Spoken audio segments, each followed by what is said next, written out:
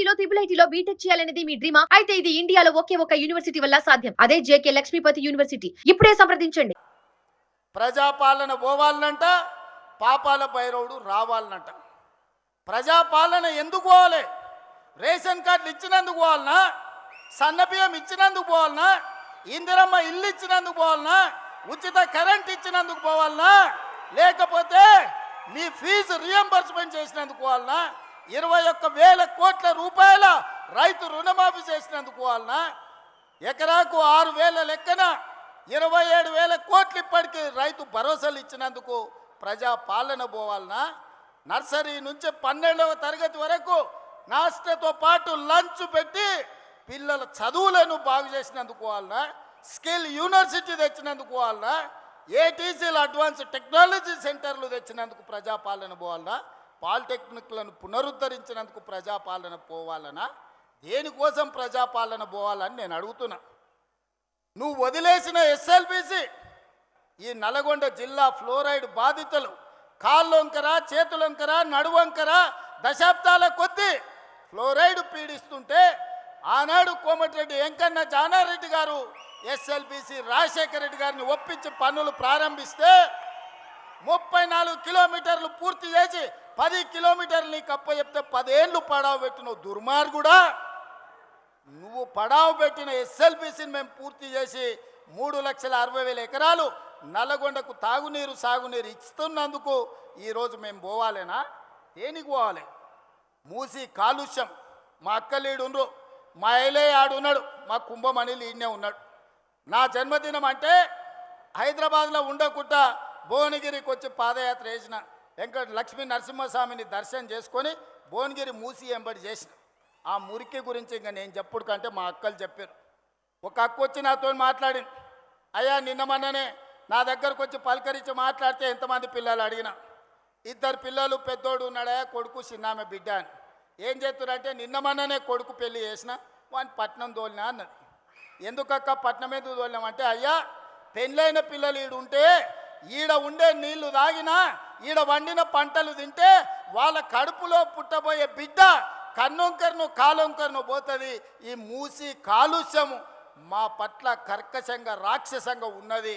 వాసన చూస్తున్నావు కదయ్యా, నాకు ఇష్టం లేకపోయినా నా కొడుకుని పట్నంలో కూలినాలు చేసుకోమని పంపించిన అని చెప్పింది. అంటే ఇవాళ మూసి కాలుష్యంతో అటు ఇబ్రాహీంపట్నం కావచ్చు, భువనగిరి కావచ్చు, కొత్త మునుగోడు కావచ్చు, నల్గొండ ఆ దారి మొత్తము ఇవాళ మీ పరిస్థితులు ఎంత దారుణంగా ఉన్నాయో. మరి మూసి ప్రక్షాళన చేస్తున్నందుకు ఇవాళ దిగిపోవాలనా? దేనికోసం దిగిపోవాలని నేను అడుగుతున్నా. పాపాల భైరవుడు రావాలనంట. పాపాల భైరవుడు వస్తే ఏం చేస్తాడయా? మా రాజకీయ నాయకుల ఫోన్లు విన్నాడంటే సరే మా మీద ఏదో కోపం ఉంది అనుకోవచ్చు. అధికారుల ఫోన్లు విన్నాడంటే అధికారులు ఏం చేస్తున్నారో కనుక్కోనికి విన్నాడు అనుకోవచ్చు. రాజకీయ నాయకులు పోయిరి, అధికారులు పోయిరి, ప్రజలు పోయిరి, చివరికి భార్యాభర్తలు మాట్లాడుకుంటుంటే కూడా ఏం మాట్లాడుకుంటున్నారో ఫోన్లలో వినేటోని ఏమనాలయ్యా? చేత్తో కొట్టాలన్నా రబ్బర్ చెప్పుతో కొట్టాలన్నా మీరు ఒకసారి ఆలోచన చేయండి. ఆలు మొగుళ్ళు మాట్లాడుకునే మాటలు కూడా ఫోన్లలో ఫామ్ హౌస్లో పెట్టుకొని మిషన్లు పెట్టుకొని వాళ్ళ మాటలు వినేటోడు ఆ పాపాల భైరవుడు మళ్ళీ రావాలనా? పరీక్షలు పెట్టి క్వశ్చన్ పేపర్లు అమ్ముకొని 1,000 కోట్ల రూపాయలు సంపాదించుకున్నాడు మళ్ళీ రావాలనా? కాళేశ్వరం పేరు మీద 1,00,000 కోట్లు గోదావరిలో కలిపిన దుర్మార్గుడు ఆ పాపాల భైరవుడు మళ్ళీ తిరిగి రావాలనా? పేదోళ్లకు రేషన్ కార్డులు అడిగితే పోలీస్ స్టేషన్లో పెట్టించి కొట్టించినోడు మళ్ళీ రావాలనా? 10 ఏళ్ళు మా కాంగ్రెస్ పార్టీ కార్యకర్తలను రాసి రంపాన పెట్టి అక్రమ కేసులు పెట్టి ఆస్తులు కొల్లగొట్టి కొంతమంది ప్రాణాలను హరించినందుకు మళ్ళీ పాపాల భైరవుడు రావాలనా? దేనికోసం రావాలి? ఆలోచన చేయండి మిత్రులారా.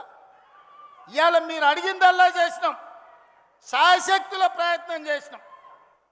ఒకవేళ చెయ్యకపోయినా మీ మీద ఎవరి మీద నన్నా వాళ్ళ మీద అవతల మీద ఇవతల మీద ఏమన్నా అక్రమ కేసులు పెట్టుడు కానీ లేకపోతే వాళ్ళని ఏమన్నా ఇబ్బంది పెట్టుడు కానీ జరిగిందా?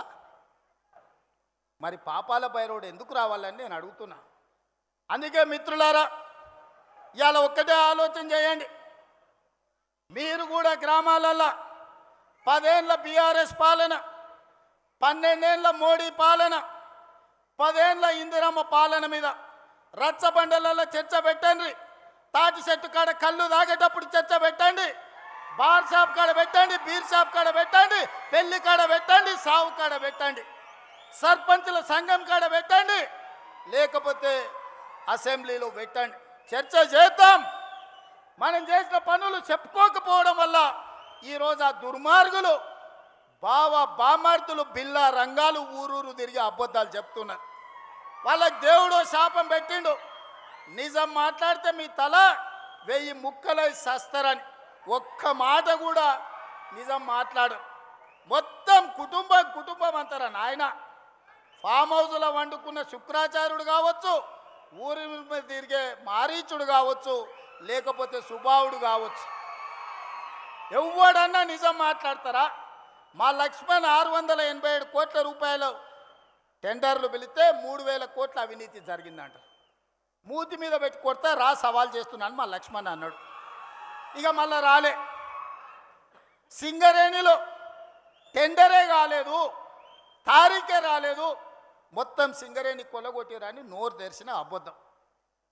నోరు తెరిస్తే అబద్ధాలు చెప్పి 100 అబద్ధాలు, ఒకటే అబద్ధాన్ని 100 సార్లు చెప్తే నమ్మకపోతారా అని అనుకుంటారు. కానీ మీ జాతకం మీ మొత్తం నరాన తెలంగాణ ప్రజలకు తెలుసు. ఉద్యమం సమయంలో పిల్లల ప్రాణాలను ఎట్లా పొట్టన పెట్టుకున్నారో, అధికారంలోకి వచ్చిన తర్వాత ఎట్లా తెలంగాణ రాష్ట్రాన్ని కొల్లగొట్టినరో, ఎట్లా అక్రమ కేసులు పెట్టినరో తెలంగాణ సమాజానికి అంతా తెలుసు. మీరు ఎన్ని అబద్ధాలు చెప్పినా, మీరు ఎన్ని నాటకాలు వేసినా మిమ్మల్ని ఈ తెలంగాణ సమాజం నమ్మదు, క్షమించదు. అందుకే మిత్రులారా, ఇవాళ మా ఎంకన్న చాలా విషయాలు ప్రస్తావించాం. నల్లగొండను ప్రత్యేకంగా చూడమన్నాడు. తప్పకుండా అదేవిధంగా మా పార్లమెంట్ సభ్యుడు నాకు అత్యంత సన్నిహితుడు రఘువీర్ గారు కూడా కొన్ని అంశాలను ప్రస్తావించడం జరిగింది. వాటన్నిటిని తప్పకుండా మా అధికారులకు ఆదేశాలు ఇచ్చి ఆ పనులను ఏ విధంగా ముందుకు తీసుకెళ్లాలనో 100% ప్రయత్నం చేస్తాం. కానీ చివరిగా మీకు ఒక్క మాట ఇవ్వదలుచుకున్నా, మళ్ళొచ్చే ఎన్నికల లోపల ఎస్ఎల్బిని పూర్తి చేసి కృష్ణానది జలాలను నల్లగొండ నేల మీద పారిస్తా, మీ పంటలు పండించే విధంగా 100% ఎస్ఎల్బిసిని పూర్తి చేయడమే కాదు, డిండి ప్రాజెక్టును పూర్తి చేయడానికి సంపూర్ణంగా నేను సహకారం అందిస్తా. నా జీవిత లక్ష్యం ఒక్కటే, మూసీ నది ప్రక్షాళన. మోడీ సబర్మతి కాదు, ఢిల్లీ యమున కాదు, యోగి గంగా నది కాదు.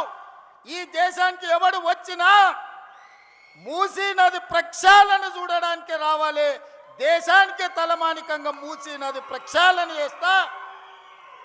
మా చామల కిరణ్ రెడ్డి ఏదైతే కోరుకుంటుండో ఆయన పార్లమెంట్లో, ఈ మూసీ కంపు నుంచి, కాలుష్యం నుంచి నల్లగొండ బిడ్డలకు విముక్తి కలిగించే బాధ్యత నాది. ఒట్టేసి చెప్తున్నా, మూసీ పూర్తి చేస్తా. ఎవడు వచ్చినా, ఎవడు అడ్డం పడ్డా మూసీ నది ప్రక్షాళన చేస్తా. తెలంగాణ ప్రజల ఆకాంక్షలు తీరుస్తుంది. ప్రజా పాలన ప్రజల ఉనికిని, మనుగడను కాపాడుతుంది. ఇదే నా మాట. మీరు అండగా నిలబడండి సోదరులారా. 10 ఏళ్ళు వెనక్కి తిరగకుండా తెలంగాణ రాష్ట్రాన్ని దేశంలోనే నంబర్ 1గా తీర్చిదిద్దుతా. ధన్యవాదాలు సోదరులారా.